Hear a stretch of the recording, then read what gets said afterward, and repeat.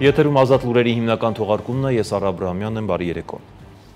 Նիկոլ Փաշինյանը մեկօրյա աշխատանքային այցով Չեխիայի Հանրապետությունում է, որտեղ մասնակցում է Globsec 2025 միջազգային անվտանգության ֆորումին։ Պրահայում ընթացող օգտագործելով ՊԱՀ հարևանների հետ երկարատև գործընկերություն կերտելու համար պանելային քննարկման ունեցած ելույթում Փաշինյանն անդրադարձել է Իրանի դեմ Իսրայելի հարձակմանը։ Թույլ տվեք արտահայտել մեր մտահոգությունը եւ դատապարտել Իրանի դեմ Իսրայելի վերջին գործողությունները։ Դա հարցականի տակ է դնում տարածաշրջանում առկա փխրուն կայունությունը եւ մենք շատ մտահոգված ենք, ընդգծել է Փաշինյանը։ Հայաստանի արտգործնախարարությունը եւս դատապարտել է Իրանի դեմ Իսրայելի հարձակումը։ X-ի միկրոբլոգում հրապարակված գրառման մեջ ասվում է, որ Իրանի դեմ միակողմանի հարձակումը խորապես մտահոգիչ է, այն տեղի է ունենում բանակցությունների հերթական փուլից առաջ, վտանգելով խաղաղ ջանքերը, նաեւ տարածաշրջանային կայունությունն ու համաշխարհային խաղաղությունը։ Մենք դատապարտում ենք նման գործողությունները եւ կոչ ենք անում անհապաղ դադարեցնել ռազմական գործողությունները ու պահպանել միջազգային իրավունքը, նշված է հայտարարությունում։ Տեղի ունեցածը դատապարտել է նաեւ ազգային ժողովի նախագահ Ալեն Սիմոնյանը։ Իսկ Ադրբեջանի արտաքին գործերի նախարարությունը մտահոգություն հայտնելով Իրանի տարածքում Իսրայելի իրականացրած ռազմական գործողությունների վերաբերյալ կոչ է արել կողմերին լուծել առկա տարաձայնությունները միայն միջազգային իրավունքի նորմերին եւ սկզբունքներին համապատասխան երկխոսության եւ դիվանագիտության միջոցով։ Իսրայելի հարվածները Իրանի ռազմական ու միջուկային ենթակառուցվածքներին խախտել են նաև տարածաշրջանում թռիչքների աշխարհագրությունը։ Իրանի օդային տարածքը փակ է, իսկ նախապես պլանավորված չվերթները հետաձգված։ Իրանի եւ հարակից որոշ երկրների օդային տարածքների փակման պայմանավորված մի շարք միջազգային ավիաթռիչքներ հարկադրված վայրէջքներ են կատարել Զվարթնոց միջազգային օդանավականում եւ տարածաշրջանի այլ երկրների օդանավականներում։ Ինչպես հայտնում են Հայաստանի ազգային անվտանգության ծառայությունից, այս հանգամանքի բերումով Հայաստանի Հանրապետության քաղաքացիներ եւ ազգությամբ հայեր հայտնվել են Ադրբեջանի մայրաքաղաք Բաքվի օդանավականում։ Միևնույն ժամանակ նույն իրավիճակով պայմանավորված ադրբեջանի քաղաքացիներ հայտնվել են Զվարթնոց օդանավականում։ Ստեղծված իրավիճակով պայմանավորված Հայաստանի պետական կառույցներն իրականացում են հետևողական աշխատանք։ Իդեպ Իսրայելը շարունակում է հարվածները Թավրիզին, որը գտնվում է Հայաստան-Իրան սահմանին բավականին մոտ։ Թիրախում է հայտնվել օդակայանը, իրանական մամուլն էլ հայտնում է, որ Թավրիզի վրա հարձակումը եղել է Ադրբեջանի տարածքից։ Իսրայելը նաև նոր հարված է հասցրել Նաթանզի միջուկային օբյեկտին, Բորուջերդ քաղաքում գտնվող հրթիռների եւ ռազմական տեխնիկայի պահեստին, Բուշեր նավահանգստին։ Իրանի ատոմային էներգիայի կազմակերպությունն էլ հայտնել է, որ Նաթանզի եւ Ֆորդոյի միջուկային օբյեկտները հիմնականում ստորգետնյա են, հետեւաբար քիչ վնաս են կրել Իսրայելի ավիահարվածներից։ Նրանք նաև հաստատել են, որ օբյեկտներից ճառագայթման կամ վտանգավոր քիմիական նյութերի արտահոսքեր չեն եղել։ Նշենք, որ այս պահին զանգվածային ռմբակոծության են ենթարկվում Թեհրանի Մերհաբա եւ Իմամ Խոմեյնի օդանավականները, Թավրիզը, Համադան ավիաբազան։ Ավիահարված է հասցվել նաեւ Արդաբիլի նահանգի Խորուզլու գյուղում գտնվող ռազմական ռադարային կայանին, որը գտնվում է Ադրբեջանի հետ սահմանի մոտ։ Իսրայելի արտաքին գործերի նախարարը հայտարարել է, որ ռազմական օպերացիան Իրանում կշարունակվի եւս 14 օր, որպեսզի վերացվի Իսրայելի գոյատևման համար իրանական սպառնալիքը, միաժամանակ Իսրայելի բոլոր երկրներում գործող դեսպանատները կփակվեն, հյուպատոսական ծառայություններ չեն մատուցվի։ Միաժամանակ Իսրայելի անվտանգության ծառայությունն արգելել է իսրայելցի բոլոր նախարարներին այցելել հանրային վայրեր եւ օգտվել WhatsApp Messenger-ից։ Միայն Թեհրանում իսրայելական հարվածների հետևանքով արդեն զոհվել է 78, վիրավորվել 329 մարդ, հայտնում է Ֆարս գործակալությունը։ Ռազմական գործողությունները Իրանի դեմ մեկնարկել են վաղ առավոտյան, թիրախավորվել են Իրանի միջուկային եւ ռազմական ենթակառուցվածքները, ներառյալ Նաթանզի ուրանի հարստացման գործարանը։ Հարձակման ընթացքում զոհվել են Իրանի զինված ուժերի գլխավոր շտաբի պետ գեներալ-մայոր Մոհամմադ Բաղերին, նրա դուստրը Պահպանողականների Իսլամական հեղափոխության պահապանների կորպուսի հրամանատար գեներալ Հոսեյն Սալամին։ Ըստ որոշ տեղեկությունների ընդհանուր առմամբ զոհվել է Իրանի բանակի ոչ պակաս քան 20 բարձրաստիճան զինվորական։ Իրանի գերագույն առաջնորդ Այաթոլլահ Ալի Խամանեին դատապարտել է հարձակումը եւ խոստացել խիստ պատիժ։ Իսկ Իրանի նախագահը հայտարարել է, որ ամենակարողի օգնությամբ սիոնիստական ռեժիմը կզղջա իր այսօրվա գործողությունների համար, ասել է Փեզեշքյանը։ Իրանը կցուցադրի իր միջուկային հզորությունը Իսրայելին ի պատասխան հրեական պետության կողմից Իսլամական Հանրապետության վրա հարձակումներին։ Այս մասին էլ ասվում է Իրանի Շահիդ Բեհեշթի Խամասանի հայտարարության մեջ։ Այս հանցագործությունը անպատասխան չի մնա, մենք վրեժ կլուծենք նրանց համար։ Երբ ճնշված ժողովուրդների կամքը եռա եւ արդարության աղաղակը բարձրանա կրակից, այդ ժամանակ մենք այս ճնշմանն ու հանցագործություններին այնպիսի պատասխան կտանք, որ նրանց կեղծ հիմքերը կդողան, ասում է Համասանի պաշտոնական կայքում հրապարակված հայտարարության մեջ։ Տարածաշրջանի թեժ կետերից ստացվող մյուս տեղեկությունները տեսաշարով։ Իսրայելը վաղ առավոտյան հարձակում է սկսել Իրանի վրա, մայրաքաղաք Թեհրանում պայթյուններ են լսվել, հարվածներ են հասցվել Թեհրանի բնակելի շենքերին, ինչի հետևանքով զոհվել է Իսլամական հեղափոխության պահապանների կորպուսի գլխավոր հրամանատար գեներալ-մայոր Հոսեյն Սալամին։ Թեհրանի Իմամ Խոմեյնիի անվան միջազգային օդանավակայան մտնող բոլոր չվերթները կասեցվել են։ Պայթյուններ են լսվել նաև Իրանի հյուսիսային Պանահի նահանգում։ Իրանի կարևորագույն միջուկային օբյեկտում Նաթանզում մի քանի պայթյուն է լսվել։ Իրանի իշխանությունները հայտարարել են, որ ռադիացիայի արտահոսքի մասին հաղորդագրություններ չկան, ներկայում տվյալ հատվածում տեղակայված են զինվորականներ, ուժային կառույցներ, նաև օգնություն ցուցաբերող գործակալություններ։ Իրանական ԶԼՄ-ները հաղորդել են նաև Թեհրանում պայթյունների մասին։ Իսրայելի բանակը հայտարարություն է տարածել հաստատելով Իրանի նկատմամբ իրականացված հարվածը։ Ըստ հայտարարության հարվածներ են հասցվել ռազմական հրամանատարական կենտրոնների, ռազմական օբյեկտների, կենտրոնակայանների եւ միջուկային օբյեկտների վրա։ Իսրայելի վարչապետը հայտարարել է, որ թիրախավորվել են Նաթանզում գտնվող ուրանի հարստացման գլխավոր օբյեկտը եւ Իրանի բալիստիկ հրթիռների ծրագիրը, նաեւ միջուկային ոլորտի առաջատար գիտնականները եւ պաշտոնյաները։ Իսրայելական լրատվամիջոցները հայտնել են, որ Թել Ավիվի օդային տարածքը փակ է բոլոր տեսակի թռիչքների համար։ Իրանը խոստացել է կոշտ պատասխան տալ Իսրայելի հարվածներին, մեղադրելով Միացյալ Նահանգներին դրանց աջակցելու մեջ։ Իրանի գերագույն առաջնորդ Այաթոլլա Ալի Խամենեին ուղերձ է հղել հարվածների առնչությամբ, խոստանալով, որ երկիրն անպատիժ չի թողնի այդ հարձակումը։ Նա հաստատել է, որ հարվածների հետևանքով զոհվել է մի քանի հրամանատար եւ գիտնական։ ԱՄՆ պետքարտուղար Մարկո Ռուբիոն էլ ասել է, որ Իսրայելը միակողմանի գործողություններ է ձեռնարկել Իրանի դեմ եւ նշել, որ Միացյալ Նահանգները ներգրավված չէ։ Իսրայելից Վաշինգտոնին տեղեկացրել են, որ կարծում են հարվածները անհրաժեշտ են իր ինքնապաշտպանության համար, նշել է Ռուբիոն Սպիտակ տան կողմից հրապարակված հայտարարության մեջ։ Միացյալ Նահանգները քայլեր է ձեռնարկել իր ուժերը պաշտպանելու համար եւ կապի մեջ է տարածաշրջանում իր գործընկերների հետ, ասել է Ռուբիոն։ Իսրայելի պաշտպանության նախարար Կացը հայտարարել է Իսրայելում հատուկ իրավիճակի մասին Իրանի կողմից հնարավոր պատասխան հարվածի կանխատեսմամբ։ Իսրայելը հատել է բոլոր կարմիր գծերը Իրանի վրա գիշերային հարձակում իրականացնելով եւ այժմ Թեհրանը որևէ սահմանափակում չունի հակահարվածի հարցում։ Ասված է Իսլամական Հանրապետության զինված ուժերի գլխավոր շտաբի հայտարարության մեջ։ Այժմ, երբ Երուսաղեմն օկուպացրած ահաբեկչական ռեժիմը հատել է բոլոր կարմիր գծերը, այս հանցագործությանն արձագանքելու համար սահմաններ չկան եւ աստվածային հատուցման ձեռքը կպատժի դաժան ահաբեկչական ռեժիմին եւ նրա կողմնակիցներին, ասվում է հայտարարության մեջ։ Իսկ Իրանի Ղոմ քաղաքի Ջամկարան մզկիթի վրա բարձրացվել է վրեժի խորհրդանիշ կարմիր դրոշը։ Իրանն առաջիկա ժամերին կհարվածի Իսրայելին, հայտնում է իսրայելական կան հեռուստաալիքը։ Իսրայելում հայտարարվել է տագնապի բարձր ռեժիմ, մարդիկ թաքնվել են ապաստարաններում, կրթական կենտրոններն ու գրասենյակները փակ են։ Իրանի հոգևոր առաջնորդ Այաթոլլա Ալի Խամեյինը նշել է, որ սիոնիստական ռեժիմի կեղտոտ եւ արյունոտ ձեռքերը երկարել են իրենց երկրի դեմ, նոր հանցագործությամբ ավելի քան երբևէ բացահայտելով իր չարեությունը եւ թիրախ դարձնելով բնակելի կենտրոնները։ Ռեժիմը պետք է սպասի խիստ պատժի, սիոնիստական ռեժիմը այս հանցագործությամբ իր համար պատրաստեց եւ ցավալի ճակատագիր, որը հաստատ կստանա, ասել է Խամենեինը։ Իրանի վրա իսրայելական հարձակումից հետո ԱՄՆ նախագահն առաջին գրառումն է կատարել, որում նշել է, որ Միացյալ Նահանգները հավատարիմ է իրանական միջուկային խնդրի դիվանագիտական լուծմանը։ Իմ ամբողջ վարչակազմը ցուցումներ է ստացել Իրանի հետ բանակցություններ վարելու մասին։ Իրանը կարող է լինել մեծ երկիր, սակայն նախապես պետք է հրաժարվի միջուկային զենք ստանալու հույսերից, ասել է Թրամփը։ Իսրայելական բանակը Իրանին հարվածների ժամանակ օգտագործել է պայթուցիկներով անօդաչու թռչող սարքեր, որոնք արձակվել են անմիջապես Իրանի տարածքից։ Իսրայելական Մոսադ հետախուզությունն Իրանի դեմ ռազմական գործողության մեկնարկից շատ առաջ կարողացել է Թեհրանի մոտակայքում գաղտնի բազա ստեղծել, տեղակայելով կամիկաձե դրոններ։ Անօդաչու թռչող սարքերն ակտիվացել են հունիսի 12-ի լույս 13-ի գիշերը, երբ Իսրայելի ռազմաօդային ուժերը սկսել են հարվածել Իրանին։ Սարքերը կիրառվել են Իրանի ներսում գտնվող կարևոր ռազմաբազաներից մեկում հրթիռային կայանքները ոչնչացնելու համար։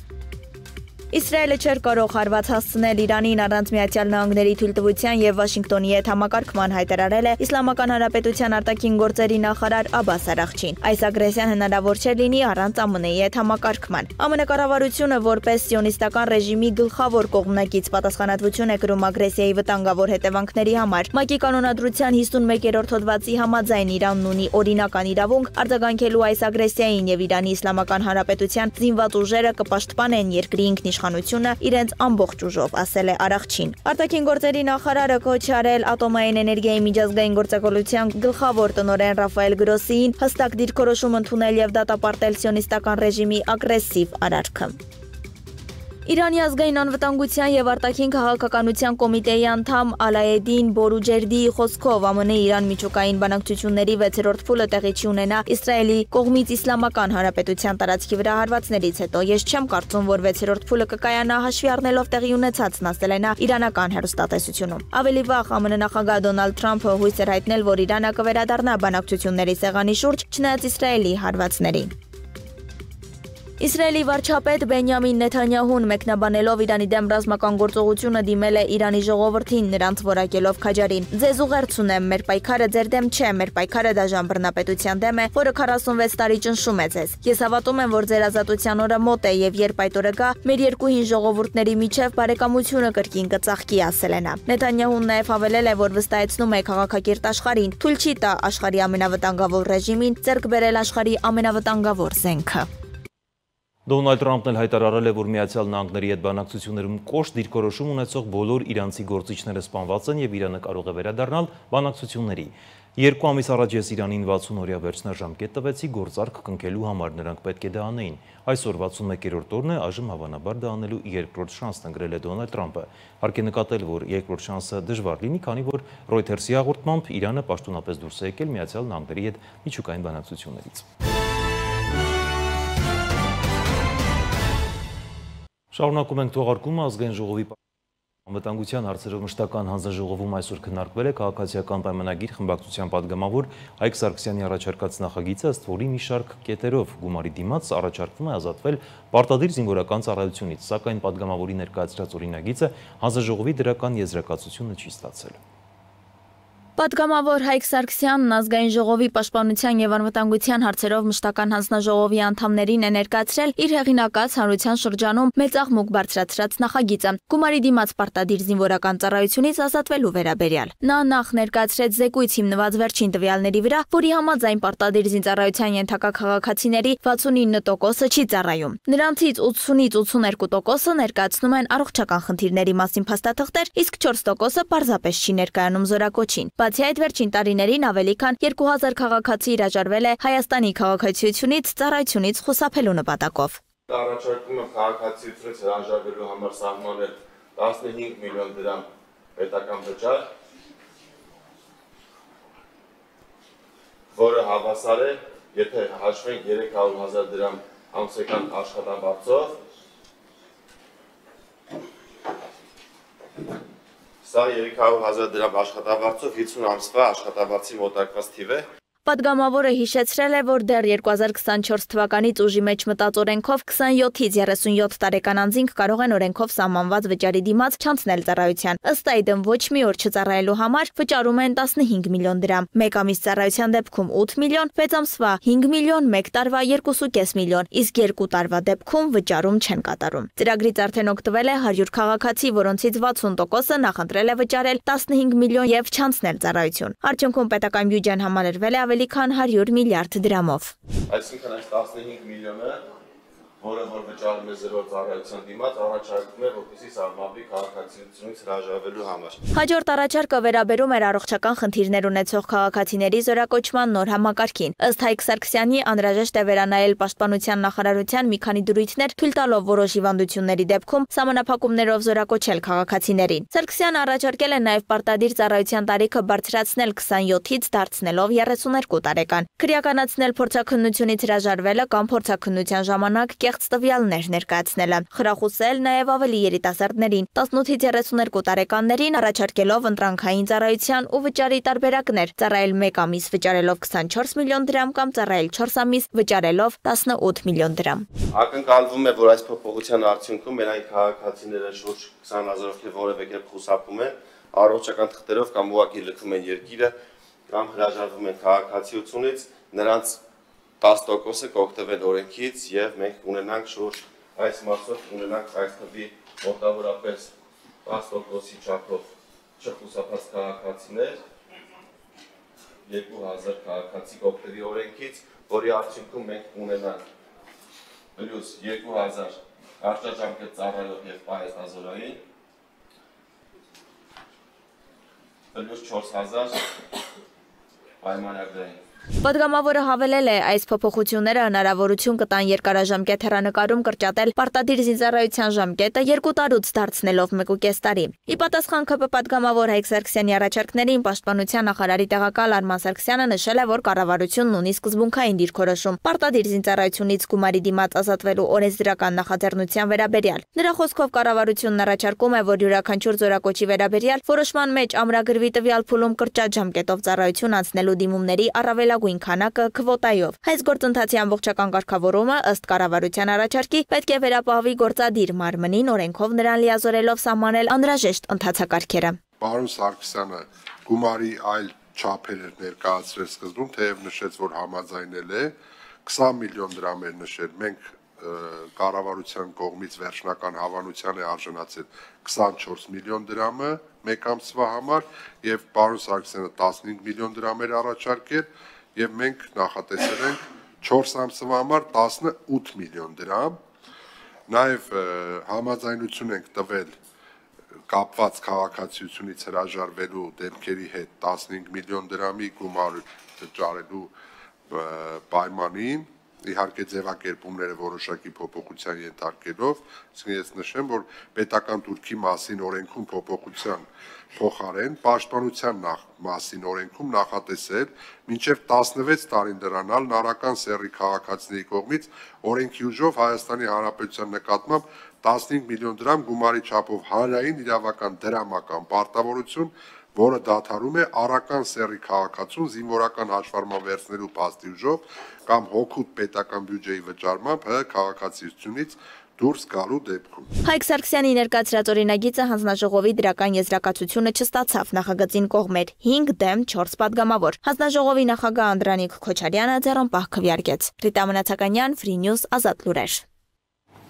Անդրադառնանք այլ թեմաների Երևանի Հայբուսակ և Տերամոյի համալսարանները մեկնարկում են կրկնակի դիպլոմի ուսման ծրագիրը, նպատակն է ստեղծել կրթական միջավայր, որը լիովին կհամապատասխանի եվրոպական, ակադեմիական և մասնագիտական չափորոշիչներին։ Կրկնակի դիպլոմի այս ծրագիրն իրականացնելու են հայ և իտալացի առաջատար մասնագետները Երևանում և Տերամոյում։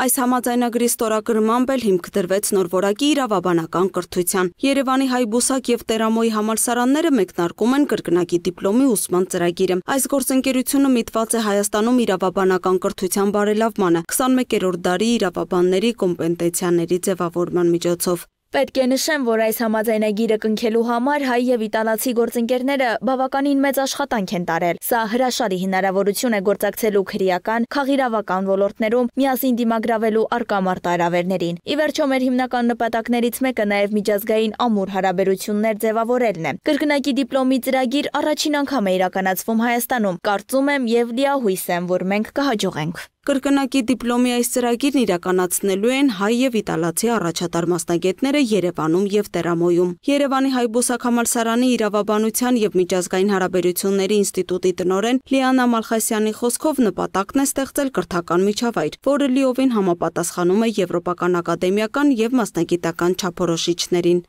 Այն ուսանողները, ովքեր Հայբուսակ համալսարանից փոխանակման ծրագրի շրջանակներում կմեկնեն Իտալիայի Տերամո համալսարան, ծախսերը հոգալու է բուհը, իսկ իտալական ուսանողների հետ կապված կարծում եմ, որ Իտալիայի Տերամո համալսարանը ուսման վարձի հետ կապված փոփոխություններ տեղի չեն ունեցել, այսինքն ուսման վարձը շարունակում է նույնը մնալ, այն ինչ որ սովորել են մեր ուսանողները այդ ուսման վարձի շրջանակներում կազմակերպվելու այս ծրագիրը, ուսուցումը տեղի ունենալու անգլերեն և իտալերեն լեզուներով, ծրագրի պայմաններից մեկն էր նաև, որ Հայբուսակ ընդունվող առաջի կուրսի ուսանողները պետք է պարտադիր ուսանեն իտալերեն լեզուն։ Հայբուսակ համալսարանը Տերամոյի համալսարանի հետ գործակցում է 2023 թվականից։ Այս ընթացքում իրականացվել են փոխայցելություններ, քննարկումներ, մշակվել է համատեղ ծրագիր, որը ներառում է ուսումնական մեթոդաբանություն, կրեդիտային համակարգ և ուսումնառության ձևաչափեր։ Այս ծրագիրը կյանքի կոչելու գաղափարը հասունացավ այն ժամանակ, երբ մենք հասկացանք, որ ունենք գործակցության մեծ ներուժ, կամք ու ցանկություն։ Մենք հասկացանք, որ կարող ենք գործակցել նաև իրավաբանական ոլորտում, ամուր կապեր ստեղծելով Հայբուսակ եւ Տերամոյի համալսարանների միջև։ Այս համաձայնագիրը ցույց կտա, թե ինչպես կարող են մեր երկրների համալսարանների իրավաբանական ֆակուլտետները զարգանալ։ Ես վստահ եմ, որ շատ իտալացիներ այստեղ չեն եղել։ Նույնն իհարկե նաև հայերի մասին է։ Ուստի սա լավ առիթ է ուսանողների փոխայցելությունների, նաև մասնագիտական վերապատրաստման համար։ Կրկնակի դիպլոմի ծրագրից կօգտվեն հայ, իտալացի եւ այլ երկրների ուսանողները, ամրապնդելով միջազգային ակադեմիական կապերը։ Այս պահին մենք պատմական մի փուլում ենք գտնվում, որտեղ հայ-իտալական գործակցության նոր մակարդակ է ձևավորվում։ Մենք վիզաների ազատականացման ուղղությամբ եւս աշխատում ենք, որպեսզի հայերը կարողանան ազատ մուտք գործել Իտալիա։ Ուստի ԵՄ շրջանակներում մեր հայ գործընկերների հետ ակտիվ աշխատում ենք այս ուղղությամբ։ Սա կարևոր է նաև մեր երկրների համալսարանների միջև ստորագրված համաձայնագրի առումով։ Այս նախագծի մեթոդաբանությունը թույլ է տալիս կիսվել իրավաբանական ոլորտում ակադեմիական գիտելիքներով, ավելի շատ հմտություններ ու փորձառություն ձեռք բերել լավագույն մասնագետներից։ Ինչու Իտալիա։ Պատասխանը պարզ է։ Հայաստանի եւ Իտալիայի իրավական համակարգերը ծագում են նույն ռոմանո-գերմանական իրավական ընտանիքից, ինչի շնորհիվ Տերամոյի համալսարանը դարձել է այս նախաձեռնության տրամաբանական գործընկերը։ Մենք կատարեցինք մեր ընտրությունը դիմելով եվրոպական գործակալության այնտեղ անցնելու ինստիտուցիոնալ հավատարմագրումը։ Այսօր մենք այդ ճանապարհի հետաքրքիր պահերից մեկն ենք ապրում, գտնվում ենք մի անցումային փուլում, որտեղ մեր համալսարանը սկսում է արդեն ծրագրային համատեղ աշխատանքներ եվրոպական ամենահայտնի համալսարաններից մեկի հետ,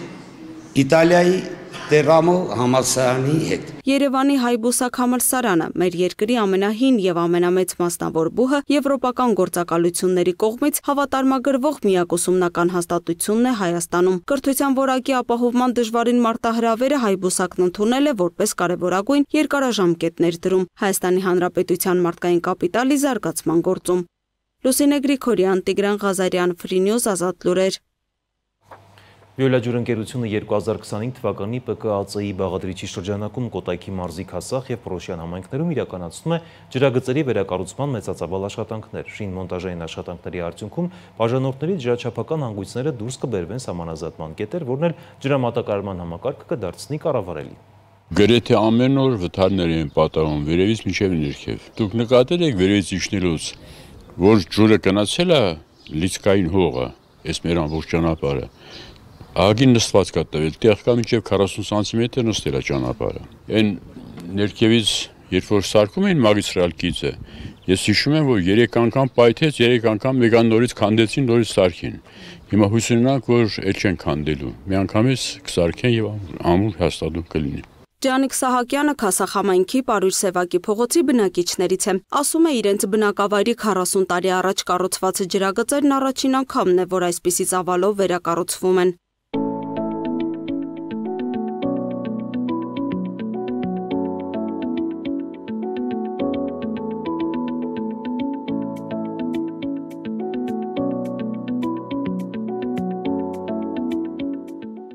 Եվ ահա Վիոլիա ջուր ընկերությունը տեղյակ լինելով Քասախում կուտակված խնդիրներին, նաև այստեղ գրանցված ջրակորստի մեծ քանակին վարկյանում 30 լիտր, ՊԿԱՑ 2025 թվականի ծրագրով համայնքում ներդրել է 524 միլիոն դրամ, որի շրջանակներում 842 բաժանորդի համար վերակառուցվում է 21 կիլոմետր նոր ջրագիծ։ Ֆիզիկական մաշվածության պատճառով ջրագծերի վերանորոգման արդյունքում մոտավորապես ունենում ենք 30 լիտր վարկյան ջրաքանակի տնտեսում։ Արդյունքում այդ բոլոր ջրի քանակները կուղղորդվեն մնացած այն համայնքներում, որտեղ խնդիրներ ունենք ջրամատակարարման հետ կապված։ Կապալառու կազմակերպության ներկայացուցիչն էլ նշում է, հին համակարգը մաշված է, որի պատճառով անընդհատ հանդիպում են թե թաքնված, թե բաց վթարների։ Դրանք էլ շինարարական աշխատանքները հաճախ խնդրահարույց են դարձնում։ Շուրջ 15 օր է իրականացնում են Քասախ համայնքի ջրամատակարարման ցանցի վերանորոգման աշխատանքներ։ Այս պահի դրությամբ իրականացել ենք շուրջ 300 գծամետր խողովակաշարի մոնտաժման աշխատանքներ։ Իրականացնել ենք նաև երկաթբետոնյա դիտավորի տեղադրման աշխատանքներ եւ ներտնային միացումների պոլիմերահավազային դիտավորների մոնտաժման աշխատանքներ։ Քասախում ստեղծված բոլոր անհարմարությունները ժամանակավոր են, վստահորեն ամիսներ հետո այստեղ ջրամատակարարման հետ կապված բոլոր խնդիրներն ու մտահոգությունները կմնան անցյալում։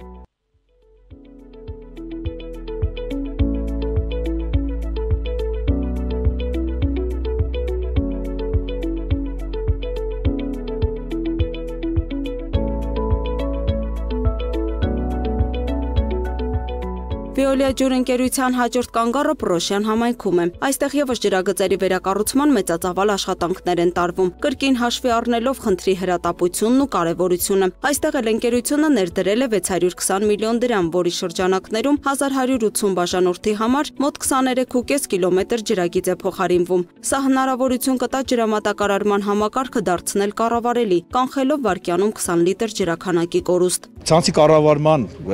խնդիրներն են լուծում, գոտիավորման խնդիրներ են լուծում, եւ ջրամատակարարման շարունակականության պայմաններ են ստեղծում։ Տարեց տարի աստիճանաբար ընկերության սպասարկման բնակավայրերում բարելավում են ջրամատակարարման եւ ջրահեռացման ծառայությունները։ Համակարգը դառնում է առավել կառավարելի, ջրակորուստն է նվազում, ջուրը դառնում է ել ավելի որակյալ։ Շնորհակալություն բոլորից աշխատակիցներից,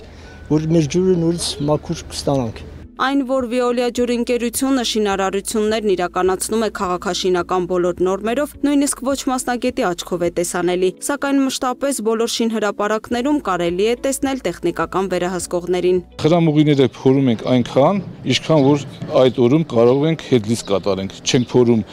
երկար, թողենք բաց խրամուղիներ, կատարում ենք չափաբաժնով, ինչքան որ կարող են խրամուղիները հետլից կատարենք։ Վերացնել համակարգի ֆիզիկական եւ առևտրային կորուստները, բարելավել ջրի որակը, օգնել տեսուչ մասնագետներին իրականացնել կանոնավոր գանձումներ եւ ձևավորել հասույթի աճ։ Սա է ցանկացած համայնքում ընկերության կատարած շինարարությունների գլխավոր նպատակը, որոնք արդեն ներդրումների տեսքով հաջորդ տարիներին կրկին վերադառնում են համակարգ, բարելավելով մեկ այլ համայնքի ջրամատակարարումն ու ջրահեռացումը։ Լուսինե Գրիգորյան, Տիգրան Ղազարյան, Free News, Ազատ լուրեր։ Հայաստանի բանկային համակարգի առաջատարներից մեկը Հայ Էկոնոմբանկն իր տարեկան ժողովում ամփոփել է 2024 թվականի արդյունքները, ներկայացնելով նշանակալից ձեռքբերումները եւ զարգացման նոր հնարավորությունները։ Հայաստանի բանկային համակարգի առաջատարներից մեկը Հայ Էկոնոմբանկը ամփոփեց 2024 թվականի արդյունքները առաջընթացի նոր հնարավորություններով, ակտիվների աճ, տարեկան շահույթի ավելացում, նշանակալի ձեռքբերումներ եւ զարգացման նոր հնարավորություններ։ Այսպիսին էր նախորդ ֆինանսական տարին Հայ Էկոնոմբանկի համար։ Տվյալներն արտացոլվում են բանկի տարեկան ժողովում, որին մասնակցում էին բանկի բաժնետերերը, Հայաստանի կենտրոնական բանկի ներկայացուցիչները, գործընկերները եւ հաճախորդները։ Ներդրել ենք բանկային համակարգում առաջին անցանց պոստտերմինալով վճարումների ընդունման կարգը, ունեցել ենք շահույթի շեշտակի աճ, ունեցել ենք նաև ֆիզ անձանցից ներգրաված ավանդների 17.5% աճ։ Բանկի ղեկավարությունը պահպանելով հաշվետվողականության եւ թափանցիկության սկզբունքը անդրադարձավ նախորդ տարվա հիմնական ֆինանսական ցուցանիշներին, որոնց աճը պայմանավորված է եղել նորարարական ծառայությունների ներդրմամբ։ Անցյալ տարի ներգրավել էր մոտ 70 միլիոն ԱՄՆ դոլարի ֆինանսավորում, այդ թվում հոլանդական զարգացման բանկի, վերակառուցման եւ զարգացման եվրոպական բանկի, OPEC-ի հետ, ինչպես նաև 2025 թվականին արդեն այդ հաջողությունները շարունակվել են, մենք հույս ունենք, որ նոր նշաձող կսահմանե 25 թվականին։ Հայ Էկոնոմբանկն առաջինն է Հայաստանում, որը նախաձեռնել է առցանց միջավայրում պոստտերմինալի միջոցով անկանխիկ վճարումների իրականացումը, հետաձգված գործարքի կիրառմամբ։ Բանկը մասնակցություն է ունեցել նաև Երևանի տրանսպորտային համակարգում ֆիզիկական եւ վիրտուալ պոստտերմինալների ներդրման գործընթացին։ Առաջնորդվելով ռազմավարական խնդիրների լուծման առաջնահերթությամբ բանկում արձանագրվել է հիմնական ֆինանսական ցուցանիշների աճ։ 2024 թվականի նախորդ տարվա համեմատ ակտիվներն աճել են 14%-ով, պարտավորությունները 11%-ով։ Հաճախորդներին տրված վարկերի ծավալը կազմել է 342.1 միլիարդ դրամ։ Հայ Էկոնոմբանկը այդ մեր բանկային համակարգում մշտապես ունեցել է իր կայուն տեղը, մշտապես բոլոր տարիներին կարողացել է ապահովել կայուն աճ բոլոր հիմնական տնտեսական ցուցանիշներով եւ նաեւ հանդիսացել է համակարգի կարևոր բանկերից մեկը։ Հայ Էկոնոմբանկը ինքը ավանդույթներով բանկ է, ես միշտ տարբեր հաճախորդների, տարբեր մարդիկ, որ առնչվում են Հայ Էկոնոմբանկի հետ շփվելիս, միշտ այդ փորձում հասկանամ, ոնց կարա լինի, որ բանկը ունենա 99.2% ստանդարտ վարկ էր։ Այդ հարցի պատասխանը հետաքրքիր հարց է, չէ՞։ Ու միշտ ասում որտեղ այստեղ մեր շահերը համընկնում են, այսինքն կա գործընկերություն հաճախորդների եւ բանկի միջեւ, դա կարծում կարեւոր է եւ թվերը եւ իրականությունը դրա մասին են խոսում։ Հայ Էկոնոմբանկը կարևորելով կորպորատիվ սոցիալական պատասխանատվությունը 2024 թվականին միայն 170 միլիոն դրամ ուղղել է կրթական, առողջապահական եւ սոցիալական ոլորտների աջակցության ծրագրերին։ Այս համատեքստում մեկնարկում է նոր գործակցություն զինվորի տան հետ։ Նվիրատվության շնորհիվ մենք կկարողանանք կրթություն տրամադրել մեր տղաներին եւ արժանապատիվ աշխատավարձով բանկը ասել է, որ կկարողանա նաև աշխատանքի տեղավորել։ Ծրագրերի ֆինանսավորումը կիրականացնի Հայ Էկոնոմբանկը։ Այս տարի զինվորի տան հետ համատեղ իրականացնելու ենք 2 ծրագիր, առաջինը կրթական, որի արդյունքում զին հաշմանդամները հնարավորություն կունենան հետագայում աշխատանքի տեղավորվել բանկում, եւ երկրորդը թողունակության ընդլայնման ծրագիրն է, որի ընդհանուր արժողությունը կկազմի 50 միլիոն դրամ։ Յուրաքանչյուր նման ծրագիր, որը որ սոցիալական պատասխանատվության դաշտում է իրականացվում եւ պսակվում է նաեւ տղաների ամբողջական սոցիալիզացիայով, մեզ համար ոչ միայն հետաքրքիր է, այլ անհրաժեշտ եւ այդ առումով կարծում եմ սա մեր կարևորագույն ուղղություններից մեկն է, ոչ միայն բուժել, այլ նրանց ամբողջական ներգրավվածությունը սոցիալական կյանքում։ Հայ Էկոնոմբանկը հաստատակամ շարունակում է իր գործունեությունն իրականացնել որպես կայուն, վստահելի եւ հեռանկարային ֆինանսական կառույց։ Լուսինե Գրիգորյան, Տիգրան Ղազարյան, Free News, Ազատ լուրեր։ Այսքանը ցտեսություն։